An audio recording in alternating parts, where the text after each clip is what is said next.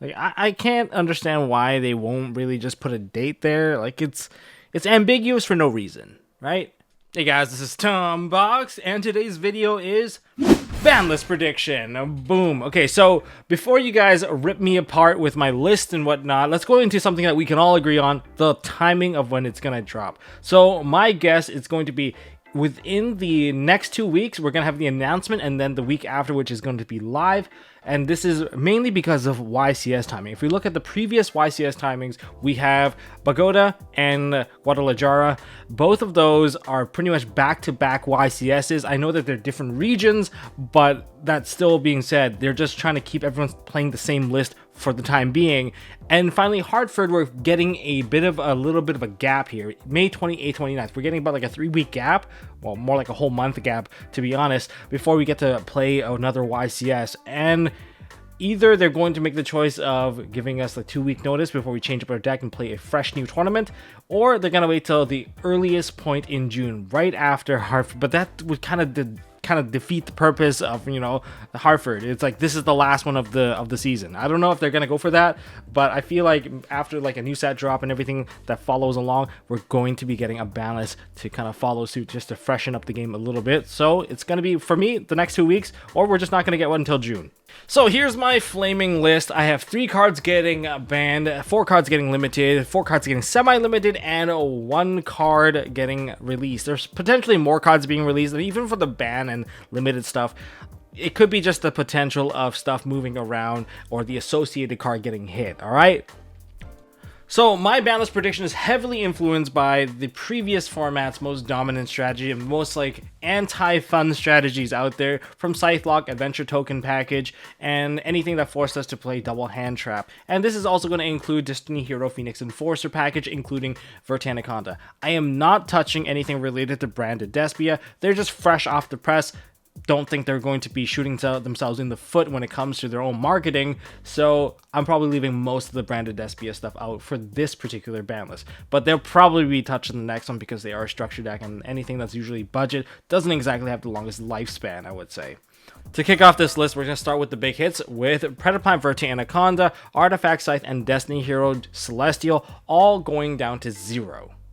So Predaplant Vertanaconda is a ban candidate for me, but this really depends on whether or not Konami wants us to continue playing DPE as the follow-up strategy to everything, or do they want to diversify into the new sets coming forward, because DPE is just ridiculously powerful regardless of what you say, unless of course splites come out and you level lock them so that they can't summon them out. But otherwise, Predaplant Vertanaconda is a very, very insane card, because after you eat 2 hand traps, if you have a bad extender, you can just summon a random dude, and random dude turns into DP. It's a very easy access card that takes little to no skill, and it really punishes people for not having an out for this card. And after you burn a couple of hand traps, remember, a lot of the decks right now, if you have 1 or 2 cards and you can build more or less an unbreakable board, especially when you go unhindered, and especially when you follow up with a DPE, this is either happening regardless of you like it or not, because it's either happening at the end of a full combo, or it's happening because you disrupted the combo and this is still coming out to make the DPE. I rather see the card be top decked. Kind of, it does make Fusion Destiny a bit of a sackier card, but it's either this card or you're going to see some of its associated fusion spells being touched instead. Artifact Scythe was really popular at the beginning of the format, and that's why it's on this list. It's kind of like Eva in the previous format. Like, Eva got banned, but then by the end of the format, there wasn't as many Drytron players to begin with. But since it was popular in the beginning of the format, that's why it was still there and still got hit. And to be honest, if the strategy was still there, people could still play it and they would still dominate with it, because 4/5 negate is still pretty good. And Artifact Scythe, if you land the Scythe lock, you're still probably going to win the game in most parts, because you do skip your opponent's turn, especially if they rely on the extra deck. But that being said, of course, it's a lot less popular. Like, if you play Drytron, Virtual World, PK, you can still do Scythe locking. You don't even need to commit into the DPE to do it for the Virtual World. Base 60 can do it. Base 60 can do it in the nastiest way possible, because you're literally locked out of basically all your options, and you still have 2 negates. But regardless, because it is still very powerful and it is like the threshold of whether or not anyone can have fun in Yu-Gi-Oh! And it's a complete lockdown card, it can go. It dictates a huge part of the format, and I think people would actually have more fun in real life events if they actually get to play with their cards. And therefore Scythe is potentially going to go. Even if Scythe does not get hit, there's a chance that it could be something else that got hit, making Scythe irrelevant. It could be a Verte Anaconda, it could be DPE stuff getting hit, who knows. But either way, I think Scythe is not going to be a big part of the next format. Destiny Hero Celestial is the silent punisher of the entire format. It doesn't really get talked about too much. It's overshadowed by DPE, it's overshadowed by Verte Anaconda, it's overshadowed by like a lot of the most busted plays in the game. But the most busted play in the game is the ability to draw 2 cards while getting card advantage over your opponent, plus having control because DPE is on field. Like, one Fusion Destiny literally leads the game astray, because what are you going to do when they're constantly popping your cards? And when you handle the DPE, they already drew 2 cards to advance their game state further. They drew into a right, they can draw into like 1-card combos. That is what Celestial offers. I get that, yeah, if you open it in your hand, it's a brick. I get that. But I think you still play it because your odds of opening isn't exactly high, and the benefits definitely outweighs the risk. Like, how many times have someone top deck a Fusion Destiny and won the game because you beat the DPE, but then they drew 2 cards and then they just like snowballed out of nowhere?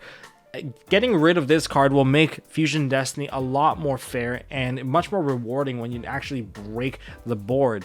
Right now, it's you just feel kind of sad because they already have the follow-up, so that's why Celestial should probably be replaced, and we're leaving Fusion Destiny still in this game. For cards going down to 1, I have 2 cards. I have Red Rose Dragon and Fusion Destiny. More context for Fusion Destiny because it doesn't necessarily has to happen. But for Red Rose Dragon, it better get limited or semi-limited. It is extremely powerful. Or this, or all the 10-Yi monsters and all the free summon level 7s are going to get limited. That's what I think. Because this card plus a level 7 is literally insane. You go into Baron, you get the Baron and Omni Negate, and now you get 2 more monsters. Because Red Rose Dragon turns to Rox Rose gets the Basil Rose basically grabs you back the Red Rose. So literally 3 summons of Rose Dragon monsters coming from this one card simply by synchroing off. And if you synchro into a 7, now you get a Baron. It's the reason why, like, I'm sorry to a lot of my opponents I had to deal with that opening board that I kept doing, because like they know that they couldn't do anything. And if you pair it with one Call with the Grave, the game is literally over. There's nothing you can do. There's no hand trap in the world that's going to save you because it's just that good. That's why Base play it. That's why Brave 10-Yi plays it. That's why Base 40 plays it. It is one of the most insane cards for a normal summon that does absolutely nothing, but when it gets synchroed off, it is the most powerful card. It's literally triple monsters, alright? So that's why it deserves this spot. And even if you put it to 1, it can still do it, just then you're not going to see this card as often. But it probably could go to 2 if it doesn't, go anywhere else. Next, we have Fusion Destiny. It's there because, well, let me ask you guys a question. Have you guys lost to a top deck Fusion Destiny?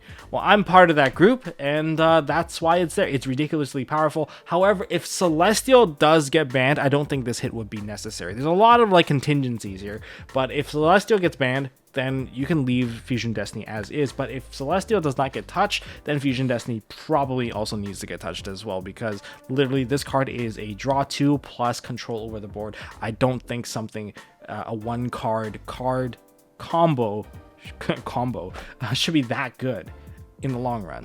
For semi-limits going down, we have a couple of these. We have Super Poly. Usually when the format gets really strong with a fusion deck that does play this card, Super Poly is one of the best board breakers for that deck, and it only gets better when we get more and more cards. So Super Poly potentially taking a hit here, but it's a slap on the wrist because we still want people to play it. And the other 2 cards are going to be Adventure Token Package. These are the most format dictating cards in the entire format right now, because you just need to open with one of these cards. You get 4,000 damage at least, okay? You get 4,000 damage, 1 from the Griff, 2,000 from the Griffin, and 2,000 from the token. You get a bounce, and you get an Omni Negate. Like, one card offering you this amount of interaction is just crazy. But since the cards are still pretty new, I mean, Grand Creators well, not the oldest set, but definitely not the newest set here, potentially taking a little bit of a hit by just reducing their consistency. I mean, the package itself is like Foolish Burial, 3/3, and then 2 Griffins and 2 Faithful, like 11 cards. Oh, by the way, that's the trend right now. You should be playing, if you're playing Rose Dragon, you should be basically playing 2 Griffins, because you can definitely do some pretty wicked combos there. But like, you got to reduce the consistency. Even a Foolish Burial, tossing 1 Water Enchantress into the graveyard, boom, you have the full combo. It's so dumb and so easy, and I'm so guilty. And I know some of you guys are saying, oh my god, Tom Box, this is such a wish list kind of deal. Guys, this entire list hurts me because you guys already know I own every single deck here. And the one that hurts me the most is hitting anything related to DPE. I have 4 full DPE packages because I shove DPE in basically every deck I play. Yeah, I even managed to shove it in my Tenyi deck, my Tenyi Brave deck that exclusively did not play DPE. I found a way to put DPE in there and keep the deck at 44 cards. So you tell me what's crazy. And even I know DPE is ridiculously powerful. So that would be all the stuff going down. Alright, time for the wild goose chase of what is Konami going to unban. Starting with the limited stuff. It seems like they are giving us a support in Dimension Force for new Performapal monsters, and this just seems like a natural choice to encourage people to play Performapal, so Performapal Monkey Board, Pen Best deck, alright? Pen Best deck, so that's why you have to do it. Seems like this is the natural choice. And even in the previous ban list, they just gave us back Skullcrabat to full power. They gave us an Astrograph Sorcerer. I don't see why they would not give us back the Monkey Board now. I mean, is it really going to break the deck? I don't think so. I think it just makes the deck more powerful and probably more competitive, as probably it does need a huge boost. Next is going to be Denlong. This is solely because of Ghosts from the Past 2 releasing a full version of 9 Pillars. And Denlong's go-to search was 9 Pillars, and that's the loose affiliation I have for this card. Honestly, it might not even come back. It's really weird. OCG has it, right? OCG has this card still. I think it's possible that it could come back. We don't have O-Lion, so you can't really rely on Auroradon into this card. It's not going to be the easiest thing. But it is a really powerful card. If you manage to play this card in, say, like a Brave Tenyi deck, and you can summon this card out, it can modify its own levels and dump cards into the graveyard. It is really, really good if we can get our hands on this card. I hope it does get unbanned. I would love to give it a try in the near future, but, you know, that's just me. Next, there's Infernity Archfiend. Infernity has not done anything. I get it. Infernities, if they build their combo, yes, their board is 100% unbreakable because they have searchable counter traps that are not hard ones to return. Yes, I get it. But at the same time, they haven't really done anything. And they also released Infernity Sage in the Ghost from the Past. So based off of a marketing standpoint, and if they want to encourage people to play Infernities or like be happy about their release of new support that aren't completely nerfed, there's a potential that Infernity Archfiend could come back as well. And finally, the last card is Mirage Stalio. I mean, does it really make a difference between 1 and 3? I feel like you're just gonna play like 1 or 2 at most if you're playing Salad. And Salad, you're probably having a really rough time anyway right now because people are playing Super Poly, and that's not your strongest suit.